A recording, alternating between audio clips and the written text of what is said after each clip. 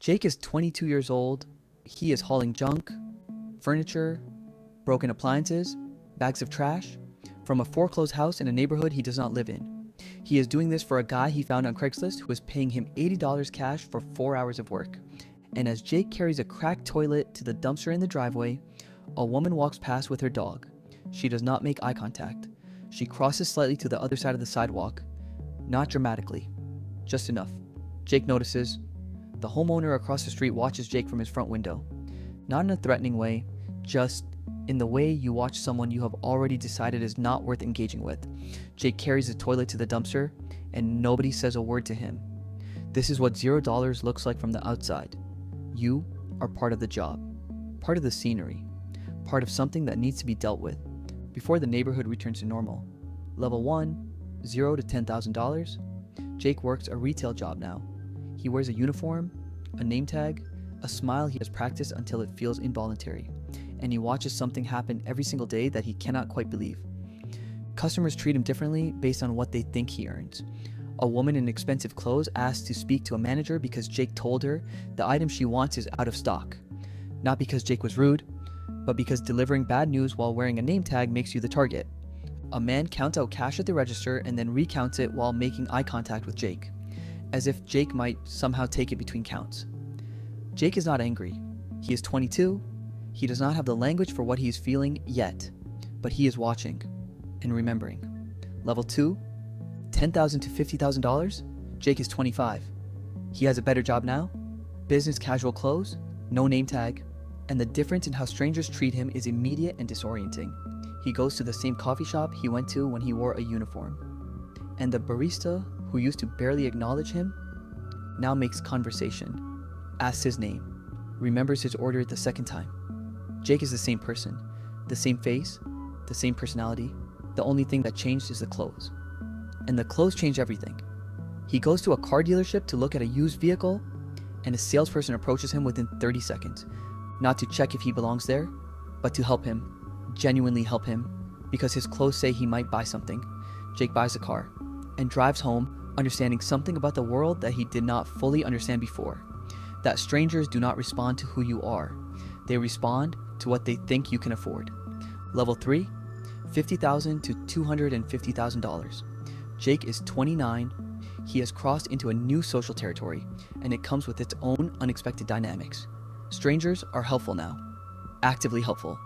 The maitre d' at a restaurant Jake visits for the first time seats him immediately without a reservation because Jake's clothes and watch signal someone worth accommodating.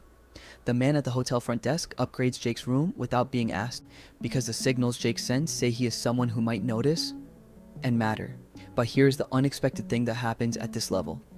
Jake starts to feel the performance of it, the way people are helpful, not because they know him, not because they genuinely care, but because his appearance tells them there might be something in it for them. And Jake realizes that being treated well by strangers is not the same as being respected by them. Level 4, $250,000 to $1 million. Jake is 34.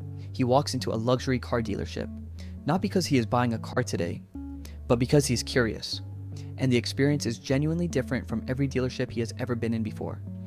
The salesperson offers him a drink before mentioning a single price, shows him the most expensive model first, treats every preference Jake expresses as automatically valid.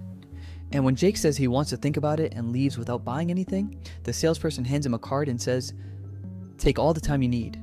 No pressure." None of the energy Jake felt in his 20s, when leaving without buying felt like a social failure. At this level, strangers do not just treat you well, they compete to accommodate you. And Jake realizes that at a certain wealth level, the entire social world around you reorganizes to tell you yes. Level 5, $1 million to $10 million. Jake is 39, and something strange has happened to how strangers treat him. They treat him carefully. There is a new quality to the interactions, a slight overcorrectness, a deliberateness that was not there before. Because people at this level often know roughly who Jake is, or know someone who does, and the social consequences of treating someone worth $10 million badly are real and traceable in a way that the social consequences of ignoring a junk hauler never were. Jake goes to a restaurant and the owner comes to his table. Not because Jake asked, but because someone told the owner who Jake is. And at this level, Jake realizes something that genuinely surprises him. Being recognized everywhere you go is not freedom. It is a different kind of constraint. Level 6, $10 million to $1 billion. Jake is 45. He barely interacts with the strangers anymore. He interacts with people whose job is to interact with him. Assistants, managers, concierge services, private bankers, people who exist in a layer between Jake and the random friction of ordinary life. A stranger has not spoken to Jake without introduction in years, and the absence of ordinary stranger interaction, that daily unpredictable human texture that everyone else lives inside, is something Jake thinks about sometimes. Not with regret, exactly, but with a quiet awareness that in removing all the discomfort of being unknown, something else was removed too, something that turns out to have been valuable. Level 7, $1 billion to $10 billion. Jake has read about what this level feels like. He has met people who live here, and what they describe is not what most people imagine. They describe a kind of social quarantine, a world where everyone wants something, where no interaction is random, where every person in every room has calculated their approach in advance, where the person carrying your groceries, the person checking your coat, the person serving your dinner, all of them know roughly who you are and adjust their behavior accordingly. And the trash hauling 22-year-old who was invisible to the woman with the dog has become the opposite of invisible. So visible, so known, so surrounded by people performing helpfulness and deference. That genuine human contact, the accidental kind, the kind you get carrying a cracked toilet to a dumpster with no one watching, has become the rarest thing in the world. Here's the truth about how strangers treat you at every level of wealth.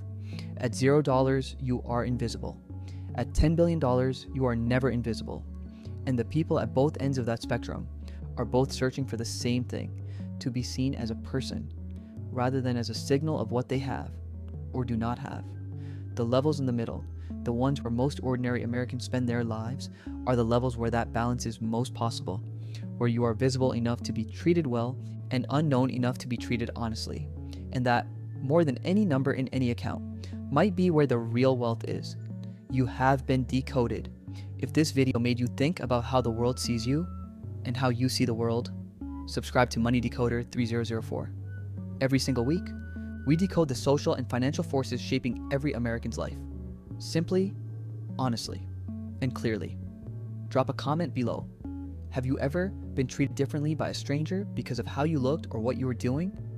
Tell me your story. I read every single comment, and I will see you in the next decode.